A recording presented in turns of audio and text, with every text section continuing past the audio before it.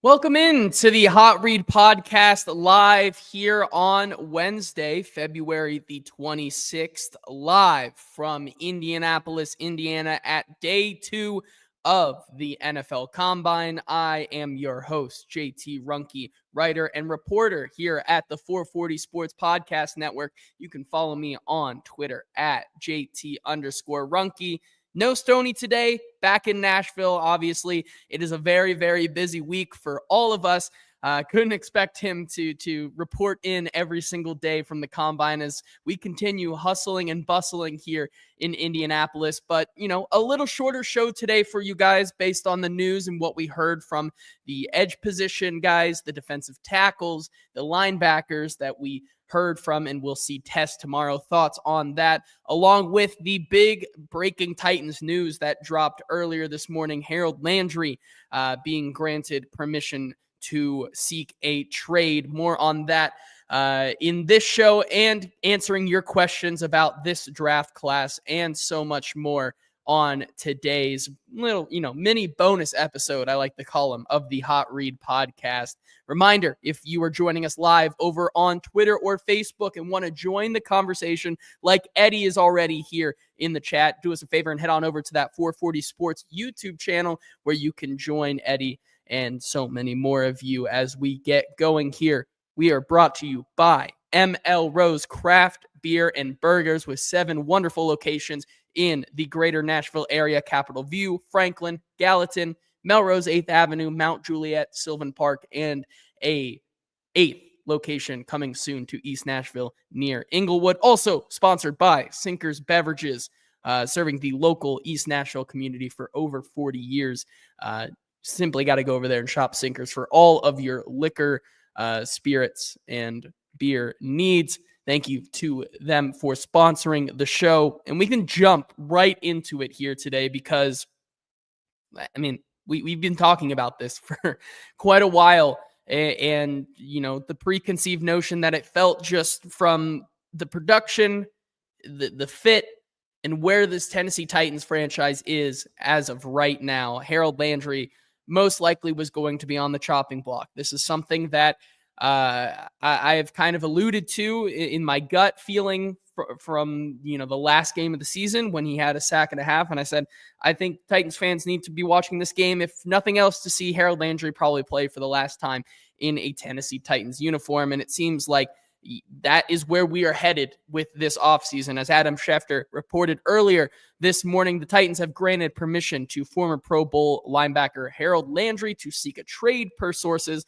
Landry started all 17 games last season, finishing with 71 tackles, 9 sacks, 18 pressures, and 4 pass deflections. The 28-year-old Landry has 31 and a half sacks in the last 3 seasons he played in and is due a $17.5 million base salary this season. And that kind of tells the tape right there. 31 and a half sacks, 28 years old, 71 tackles over the last 3 seasons is not who Harold Landry actually is on the field. You look at the production through, just looking after the box score of it all, ranking 63rd according to PFF in total pressures, 49th in total QB hits, 78th in QB hurries, 19th in sacks. Despite playing, a top 5% of total snaps this season. You look at that production, and then when you consider that Harold Landry is due $17.5 million this upcoming season, you look at where they are given the cap situation. Not saying that they're strapped for cash, but you have a lot of holes on your team that you need to address, and getting some of that money back will definitely go a long way with a guy like Harold Landry. And at the end of the day, like I've been saying all along, it's clear that he lost a step, and I just don't see any reason why the Titans should be paying a guy who I think at this point in his career based on just never being able to get back to that place he was after the ACL injury. There's no reason to be paying him $17.5 million to be your third or fourth rotational edge. Like that's just what I think he would have been this year if he would have stayed with the team. Now, I'm talking about this like it's a done deal, which for me, I think it's 90% done that Harold Landry will be with a different team come next year. Is there an opportunity for a entirely restructured contract to take a massive, massive pay cut to stay with the Titans?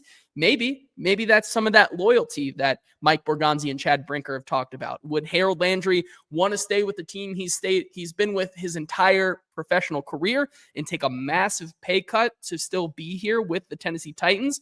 Maybe, but as Coach Will says here in the chat, it feels a lot like Kevin Byard to me in that he's on his way out. Now, there's been a lot of trade talks about, there's been a lot of trade talks with Harold Landry. Obviously, they gave him permission to go out and look for a trade. Now, those trade partners that could be out there, it's slim pickings. And, it's not because he isn't worth a, fourth, fifth, sixth round pick. I think that's where you could probably evaluate his worth given this point in his career. But that fourth that you're giving up means you get Harold Landry on this current deal. As Logan says here in the chat, if there is a trade, I guess the new team changes his contract to lower the number anyways, which kind of drives the point home. What good does it do you to trade for the player when if there really is no, I guess you could say, market for him, they're probably going to cut him 2 weeks later anyways, and you get him on a brand new contract for free, and you didn't have to give up any capital. Now, what the Titans could potentially be getting if they do not find a trade partner. Now, the Lions could, throw a sixth or seventh. Logan saying, could you see a deal where the Titans are sending a pick with Landry to upgrade a pick? Not out of the realm of possibility. I think you'd have to get a team really hungry to sell a guy like this, say to maybe the Lions, who, once again, though, they probably would want to restructure that contract, and you're better off getting him after he's cut. For the Titans side of it, it's a pretty nice bump to their cap situation this season. $10.95 million saved in cap space if he is traded or cut before June 1st. That $17.5 million in cash is freed up overall, but in terms of cap space, the amount that really matters here, $10.95 million in cap space that can go towards potentially a linebacker, potentially a veteran safety, potentially a low-paying, role-playing wide receiver or two. That is a lot of money that you can kind of supplement things like special teams, things like your depth that outweigh how much Harold Landry would really impact this team going forward. Now, they could designate him a post June 1st cut, and they would save the full $17.5 million in cap space. However, it's once again, is that money worth it when all the players that you probably would have spent that money on, the $10.95 million, they're not there anymore. So does that money look to down the line or something like that? I think, if a trade does not happen, he will be cut before June 1st, most likely, before free agency kicks off. Now, like we joked about, could the Patriots be interested here? I talked a little bit about the Lions. They certainly have a need. The Bengals, who want to get, cheaper at the edge rusher position. Like, those are all possibilities for trade. But I think it would take a lot of convincing for these teams to take on a 28-year-old Harold Landry, who has definitely lost a step, has lost that elite production that he really didn't have to begin with, but was being paid like it to have. Um, and they may as well just go get him free, as Coach Will says here in the chat here. I think the draft depth of the edge rusher position in this draft hurts a trade because that's it was convenient timing here because we were able to talk to the edge rushers today, and it's a deep class that the Titans are paying attention to. And I think that this move, to me, saying that we're going to move on from a guy like Harold Landry, tells me that they're going to hit this draft, this edge class really hard. Is the opportunity to double up on the edge position with two of your first 4 or 5 picks out of the possibility? I don't think so at all.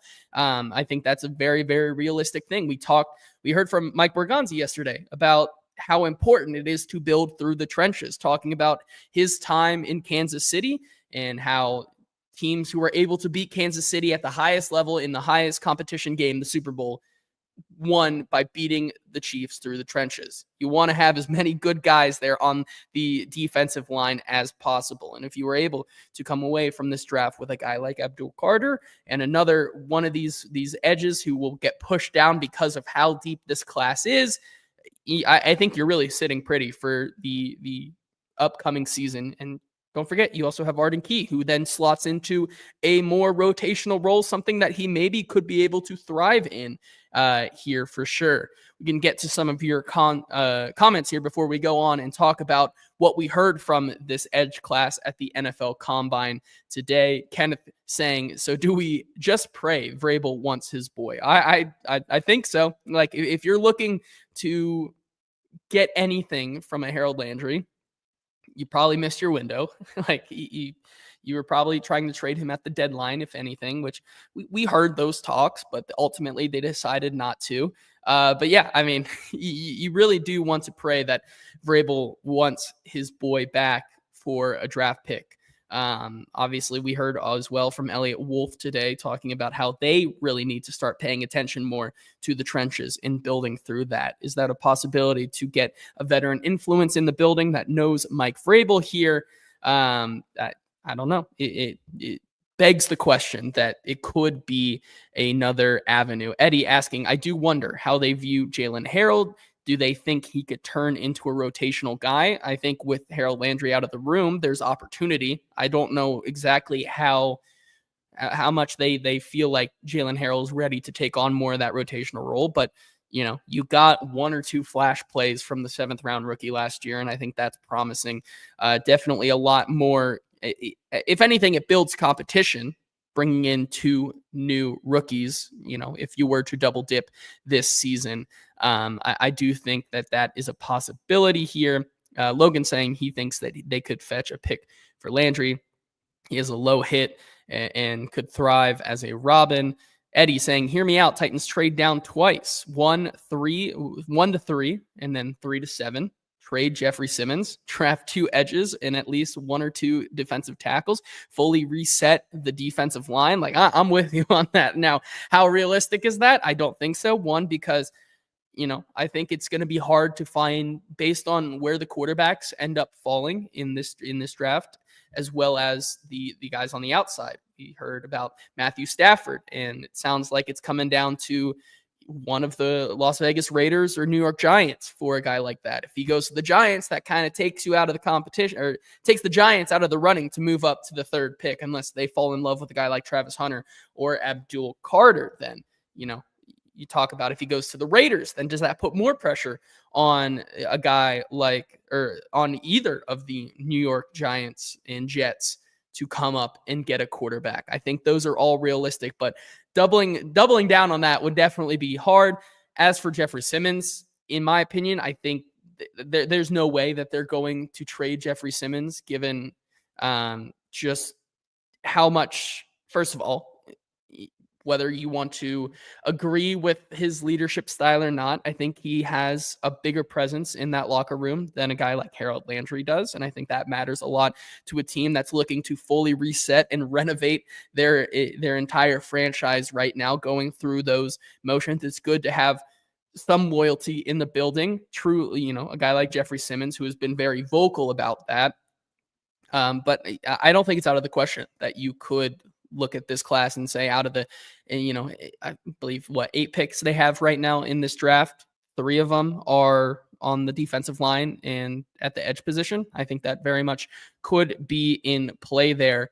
But it'll be really interesting to hear Alex saying Stafford outdoors in New York City, not a good fit. I certainly hope that if it is down to the Raiders and the New York Giants, I think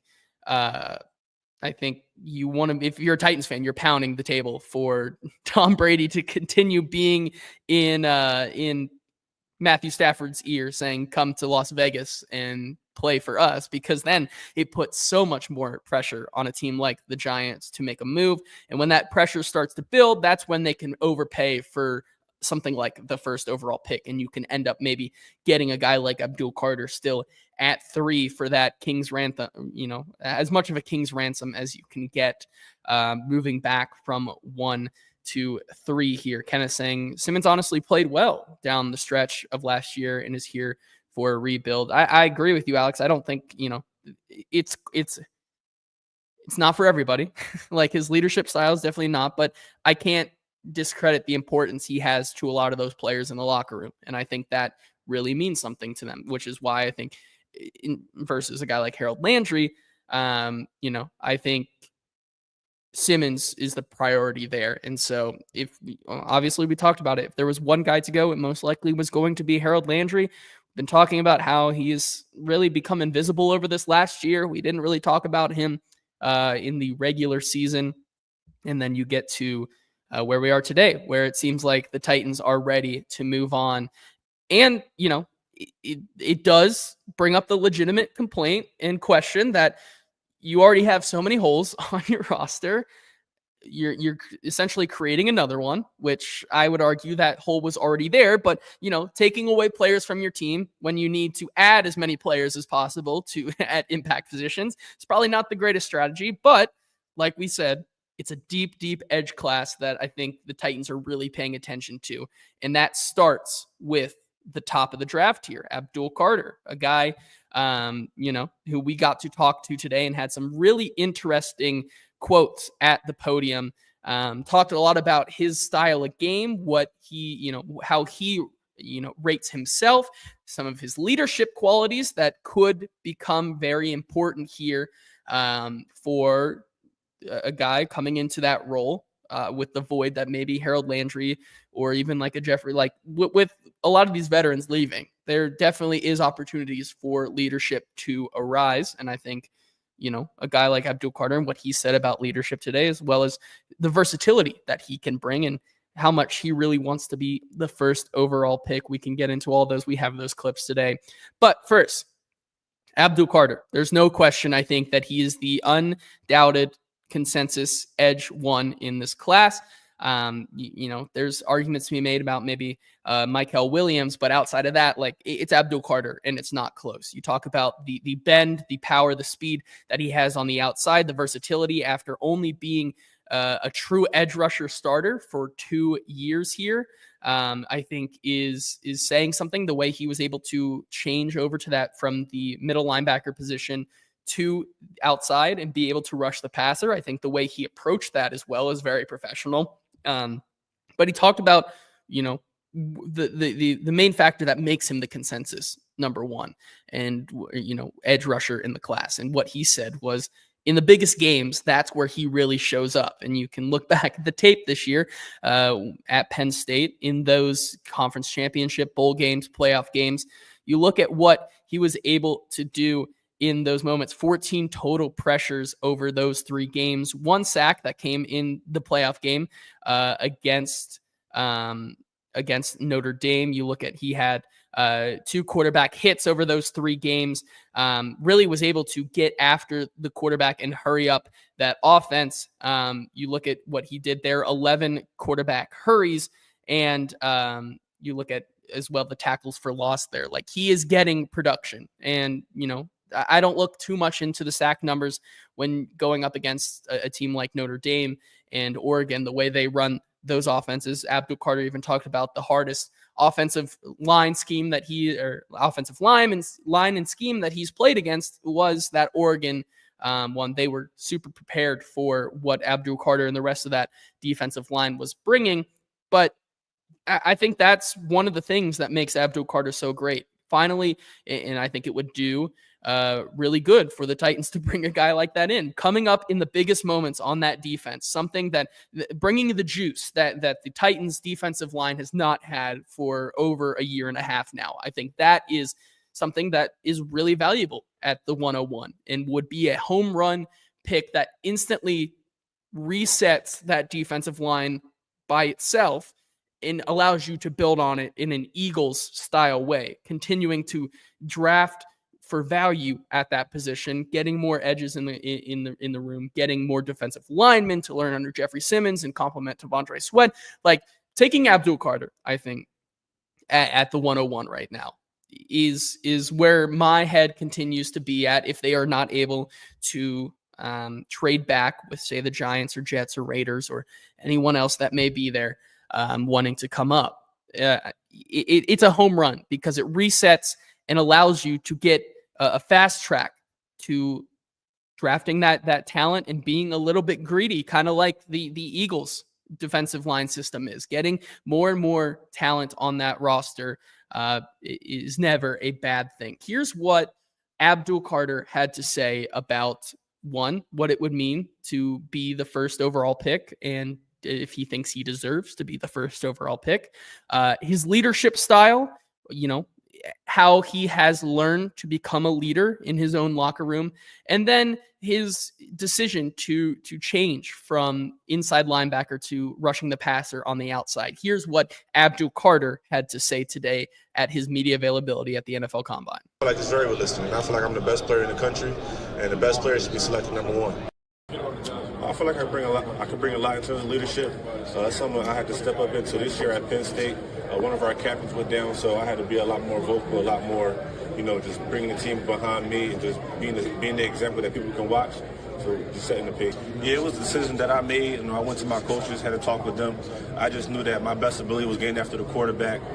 I knew I'd be most impactful for the team, and it would be impactful for me, knowing what I do best is getting after the quarterback. And where can you Some interesting answers there. One, I think his ability to be open to taking on that leadership role and being vocal, when we heard from some other edge rushers today, guys like James Pierce Jr., Shamar Stewart, Michael Williams, some guys who prefer to be less vocal leaders and said that outright. I think that's something that is really important and sets him apart from some of these guys, as well as his ability to do what he thinks is best, not only for his team, but for him as a player, going to your coaches and changing, your position essentially. They're trying to make something work, and it's paid dividends. I think that is something that really impressed me with him today. He also talked, as Coach Will says here, he needs more Abdul Carter against the run tape. We asked him, being in that edge starter position for only 2 years, is there still room to grow? And he said, yeah, I think especially in the run game, that is something that he continues to want to work on, being able to get his feet faster and set the edge, his hand movements, all those things to help him become a better edge rusher. And, only being able to play the position right now for 2 years, I think there's a lot of potential to still grow there, which ultimately is why I think Abdul Carter right now is, for me, the first overall pick, given that, as well as what Harold Landry's departure means for this team. But we can talk about some of the other edge rushers, because there still is a possibility that the Titans trade back, and not just to 3. They potentially could trade back to 6 with I think, no, not 6, 7 with the Jets and 8 with the Raiders. Like, those are still very much in play here, which, if you are trading back into that 6, 7, 8, 9 range, I think it would be tough to see Abdul Carter there, especially with teams like the Jacksonville Jaguars and New England Patriots at 4 and 5.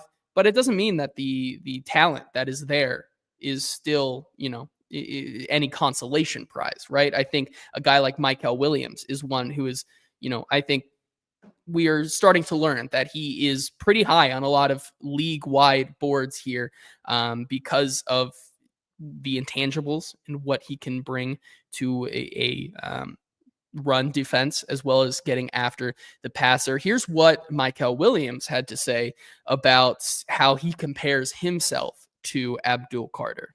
Yeah, I'm familiar with Abdul. Yeah, he's a great player. He's a hell of a rusher, hell of a player. Now, he's more of an OLB backer, and I'm more of a DN. The Packers like the draft.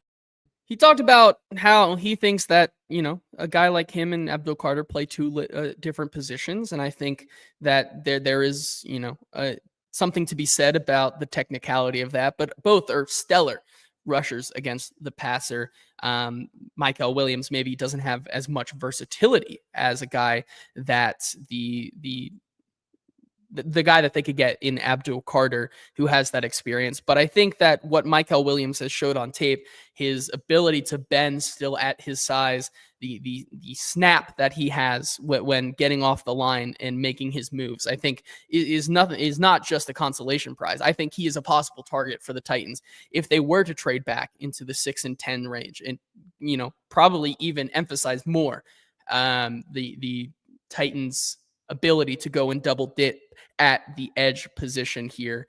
Coach Will's asking realistic expectations for Carter at 101, 8 to 10 sacks, or do we expect more? I need a rookie ceiling. Listen, I think if you got Harold Landry 9 sacks on that defensive line last year with the interior pressure of a guy like Tavondre Sweat or Jeffrey Simmons, I think you could probably realistically see Abdul Carter in that 8, 9, 10 sack range.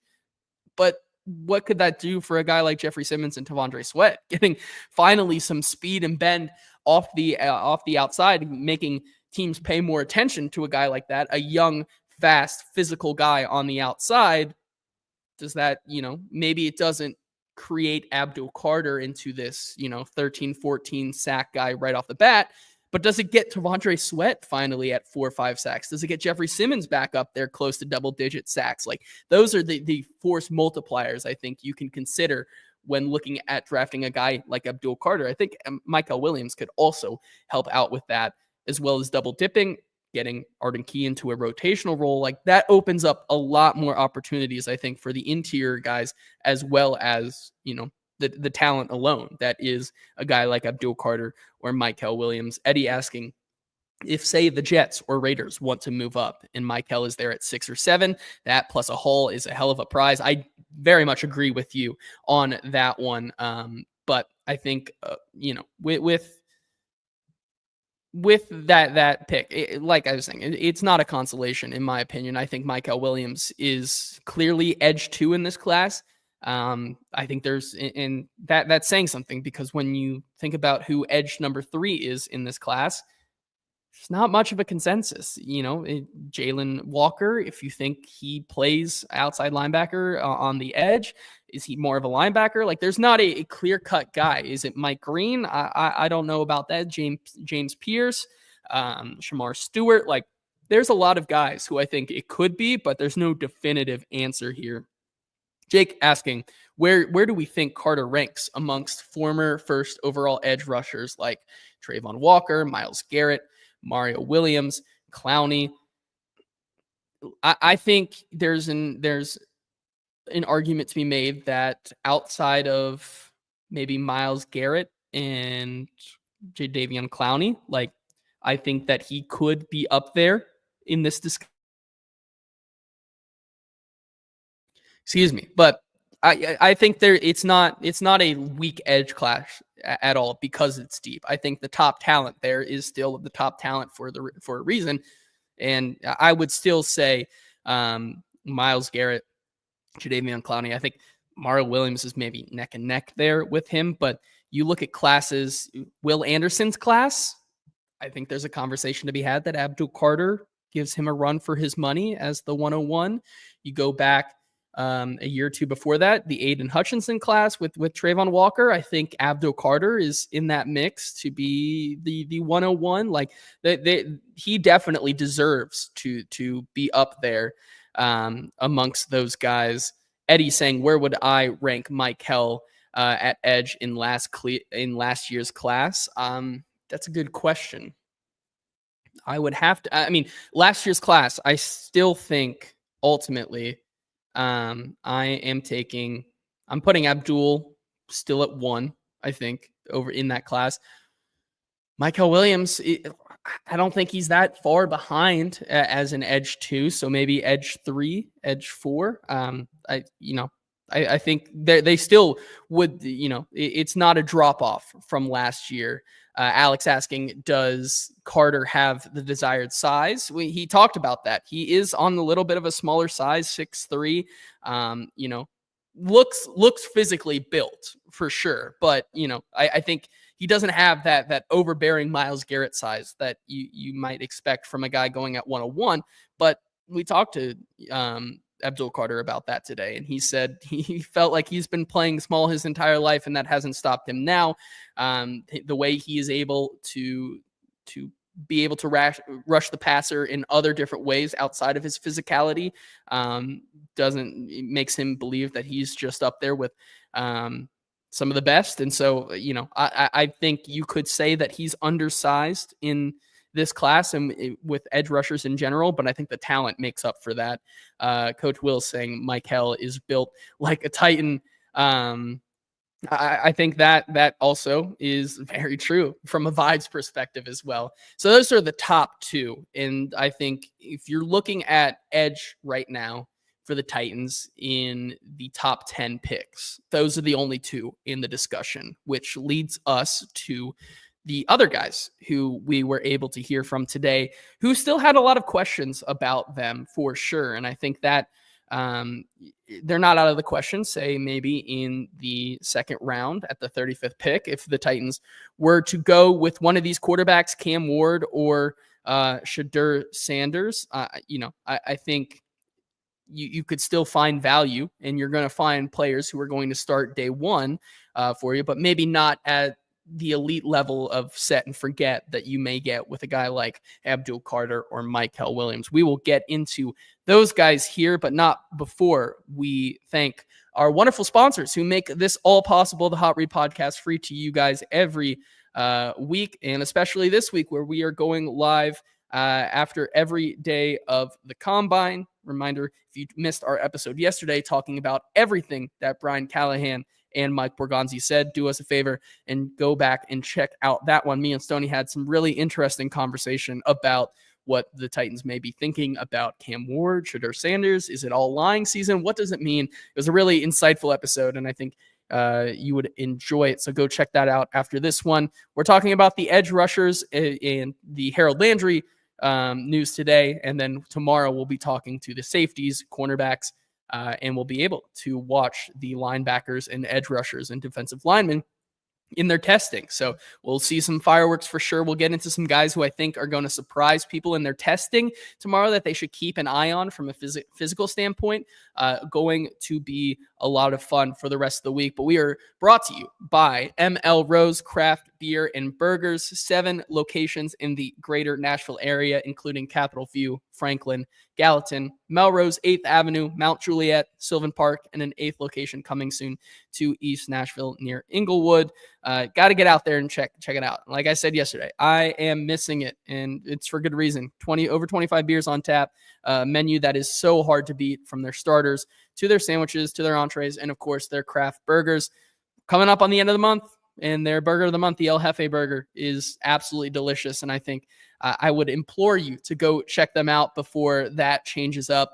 Also giving a shout out to our other sponsor, Sinkers Beverages, 4-time Best of Nashville Liquor Store of the Year for good reason. They simply have the best selection of beer, wine, and spirits in town over in East Nashville. Been serving that community for over 40 years now. Thank you to ML Rose and Sinkers Beverages for sponsoring the show. And there's a couple of guys who at the media availability today had to check a box. And the first one, I think, was Mike Green, the edge rusher out of Marshall. He's a guy who really popped at the Senior Bowl, and I think has been one of the players who I think we've seen rise in boards the most over the past couple of weeks. He's been a guy who has begun to be talked about a lot more as a potentially day one option. Of course, there were the character concerns that were brought up at the beginning of the week, something that we knew was lingering, but we didn't know a lot about.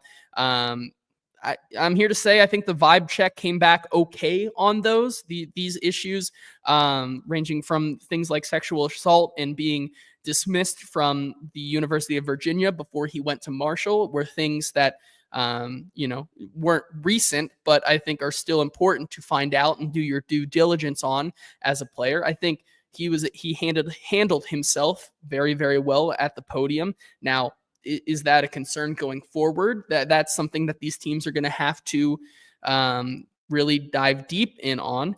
But I think, depending on where he ends up on these boards, if he's there in day two, we can move on from the double dipping conversation here in a second. But if Mike Green is there at 35, and even though I took Abdul Carter, I'm running that ticket up to the front of the stage, and I'm taking a guy like Mike Green.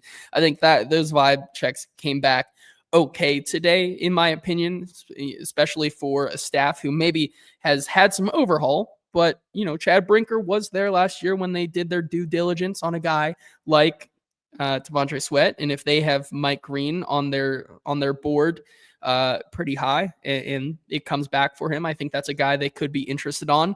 The Texas A&M players are some of the more interesting prospects, I should say. I think we started the beginning of draft season with Nick Scorton being the edge 1 to Shamar Stewart's edge 2 in this class. I think that switched since the Senior Bowl, along with, us trying to find out where the NFL views these guys on their boards. They had some interesting conversations today at theirs. First of all, I think from a charismatic perspective, Shamar Stewart really impressed me. He was just a charismatic guy who carried himself well at the podium today. But the questions of, being on a defensive line with so many stacked prospects like you guys were at Texas A&M, is that a product of everybody getting their own? Is it a product of the system? Trying to find out more about these guys and what makes them tick, especially from a play perspective. Here's what Shamar Stewart had to say about his game, as well as playing on that stacked defensive line. I mean, staying disciplined is a big thing for defense, because at the end of the day, if one person on defense don't do his job, the whole defense is screwed. So sometimes you just got to play your game, do your role, and somebody else going to make the play, somebody else going to shine. And that's perfectly fine. I think I am. I feel like I was battling with the best of them, because Will Campbell was getting high first round draft projections, and I felt like it was pretty evenly matched when it comes to the rain game. So I'm very stronger than I thought I was. He calls himself stronger than he thought he was, going up against some of the best of the best. Will Campbell, who is, as the rumor mill churns, has seemingly been a guy who NFL teams are not worried about. I've talked at length as well on this show about how I think there's a potential for Will Campbell to fall down boards drastically given the arm length. That does not seem to be the case for a lot of these teams. And so Shamar Stewart saying that he was able to go toe to toe with a guy like Will Campbell in college, especially in the run game, where he really excels. I think that is, very impressive. And I think he right now for me would probably be edge 3, depending on what you think of a guy like Jalen Walker or Jahad Campbell. Coach Will saying almost sounds like he felt held back playing his role. I think that's an interesting point you bring up, because Nick Scorton was also asked about transferring to Texas A&M, in which he said before going to Texas A&M, he felt like he was getting a lot more production, but because of the scheme they were playing in at Texas A&M, he learned more versatility versus being able to just get after the quarterback. How much does that factor into the evaluation? I think is something that makes the interviews with these guys so important. But make no mistake, if a Shamar Stewart is there at 35, he's the better of the edge rushers, in my opinion, especially from a run defense standpoint, being able to set that edge against mobile quarterbacks. I think something that the Titans may have been lacking last year as well. I think he's a guy who could fit a need there. And Nick Scorton is still a very interesting experiment, right? Where does he end up on these boards? Where do NFL teams truly see him? I think that's one we still have to find out. And then yet another character concern, James Pierce. There's been a lot of talk about, does James Pierce actually like football? Like that has been the conversation, and we got the chance to talk to him today. Here's James Pierce talking about his character and how he views himself and what he's telling teams that who the real James Pierce Jr. is. Here is what he had to say. Just being great every day, showing up and doing it day in, day out. On the football field, I don't like when people try to play me as anything less than I am. A great player. How would you describe your play and what you bring to a defense? Fast, athletic, IQ strong, IQ high, knowing where the ball gonna end up, bringing a lot, making plays on the field. Just be me. Let them know I'm being genuine, and let them everything know that I'm doing is me. Certainly speaks high of his character, but I think there is still reason to believe that he has been lower on teams' boards because of these character concerns from the beginning. That's why we've seen some of this fall lately with him. It's going to be interesting because James Pierce, certainly not the physical defensive edge / edge rusher that maybe a guy like Abdul Carter, Shamar Stewart, or Michael Williams is. A guy who we've joked about on this show. If you put him at the middle linebacker position, could he be like a middle linebacker one? Like, I think there's a lot of talent there still. How much do the character concerns and fit really matter for a team? I think that is yet to be found. Listen, could he be there at 35? I think it's very possible. I think we've continued to see him fall because teams are just not as high as maybe some draft analysts are on a guy like James Pierce because of things in interviews and character concerns that we just aren't aware of. I think those are still very much concerns, but at 35, I think you're getting, for the price of admission on a guy like James Pierce Jr. at 35, I think could be really interesting. Those are some of the main guys who we talked to today that I think could be in play for the Titans in the first two rounds. Another one that I think will really impress me today, not just in the interview, but I've been watching on tape as well. Donovan Ezeraiku from Boston College, a guy who, from his football knowledge and IQ alone, I think is worthy of a day two pick. I think he also has the intangibles to be a starting caliber edge rusher in the league. So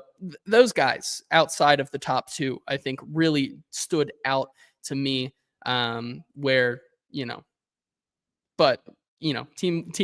Coach Will says teams regret passing on Connor. If you love ball, you will have a job. I think, that is fair. Like, it's crazy to me that people think that a guy like James Pierce could be very, very high, but the concerns is that he doesn't love ball. And so using one of those high picks on a guy who apparently doesn't like ball would be a roll of the dice. We saw that kind of with a guy like Jermaine Burton last year, someone who, how much is he really committed to playing football? We've seen how that has worked out for Cincinnati. And so those are some of the top guys who we were able to talk about. Also got to talk to a lot of the linebackers, a linebacker class who I think is going to test really, really well in drills tomorrow. Some of the top three here. Of course, Jalen Walker, where does he fit into all of this? What do teams truly value him? I think that's going to be really interesting. I don't believe that he is participating tomorrow in drills, and neither is Michael Williams. It's important to note that Michael told us as well today that he felt like he was playing at 60% for the entire season, took the first 2 to 3 weeks of the offseason off to kind of reset that ankle, let it heal, and he is going to be performing at his pro day, doing a lot of the testing there, but said he feels the healthiest that he has ever felt. So something to watch and monitor there if you're buying into the Michael Williams stock linebackers to watch tomorrow. I think Jihad Campbell, of course, out of Alabama. Where does he fit in? Is he on the outside? Is he an inside player? How much versatility there? I think that's an interesting one for sure. Carson Swessinger from UCLA. I mean, the hockey flow hair today was on display at his availability. Vibes alone are off the charts. You guys know me if you've been a long-time listener of the Hot Read podcast. Vibes for linebackers are just yay or nay. And if you're yay, you end up becoming a pretty good player. So keep an eye on Carson Swessinger as well as Demetrius Knight, who I think might from South Carolina, who will test very, very well. Shamar Stewart, going back to him, he's going to test kind of in the same vein of a Tyree Wilson, just absolutely super long arms. And the intangibles, I think, give him a bump tomorrow as well. So those are going to be really, really interesting. Coach Wills brings up an interesting point, which I agree with. I would love to really see the Titans have the opportunity to draft one of these top guys, but unfortunately, I think with where they are positioned right now, they can't. I think you start talking about potentially taking a linebacker at 35. I think it would make fans maybe not as happy if there are potential wide receiver, potential offensive tackle prospects on the board there that make more sense at 35. But like, if they feel convicted about one of these linebackers, like I think the top of this class is worthy of the 35th pick there. And I think that I'd be on board with a guy like Carson Swessinger, Demetrius Knight, Jihad Campbell there at 35 for sure. Now, do they make it to day 2? That's a great question. We're going to see the testing tomorrow, find out more information about these guys as we get closer to draft night and see how realistic that is. But yeah, I'm with you. I think they really do need the opportunity to do that. Ed Henry also asking, is there a bigger drop off between Carter and the next edge rusher or Hunter and the next cornerback?